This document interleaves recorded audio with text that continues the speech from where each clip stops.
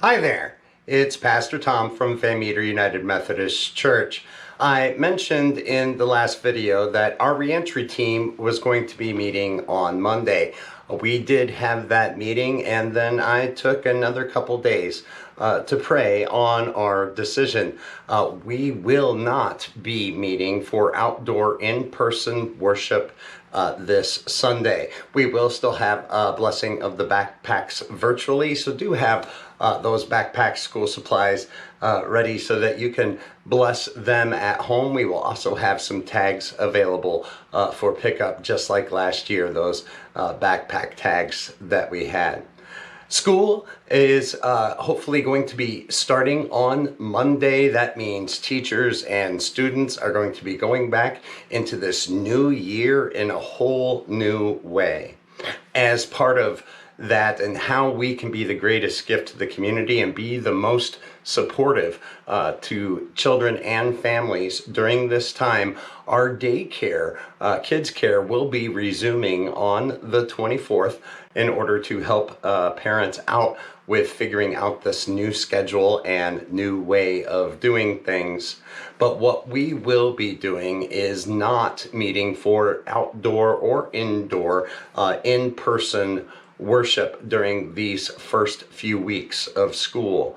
The least amount of community mixing that we can do outside of these augmented places and places that the school is trying very hard to help contain this pandemic, we should and could support. So we will not be meeting in person until September 13th. On the 13th, we will be meeting outdoors with masks and social distancing. It will be a service of confirmation and baptisms and membership, and we are going to mirror that service on September 20th at 9 a.m. again outside. What we are going to ask you to do is, if you come to the 13th worship service, this includes confirmation families, that you not attend the 20th.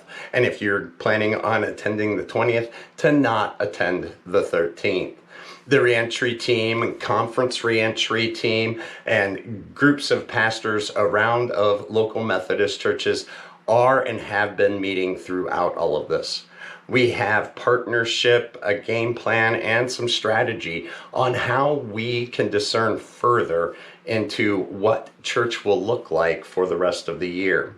While we will be praying and discerning that and looking all of that over in the weeks ahead, more information will be made available as that happens. In the meantime, as always, I please urge you to pray.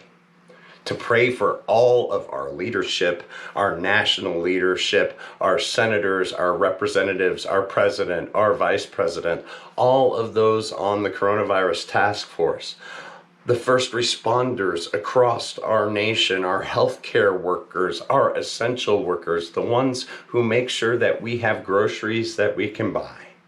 For our farmers who lead this nation in the production of that agriculture that ends up at our grocery stores.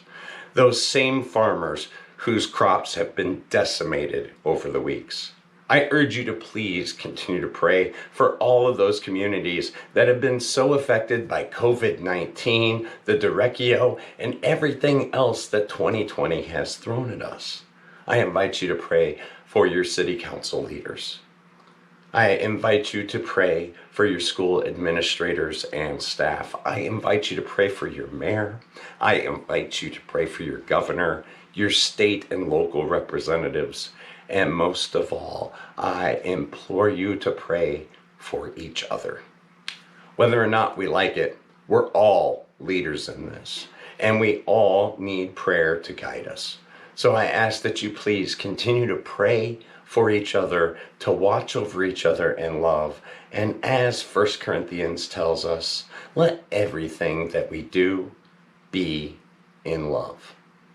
More information will be coming, and I look forward to seeing and talking with you more in the days and weeks ahead. If you have any questions, as always, feel free to reach out to me. Talk with you later. Blessings.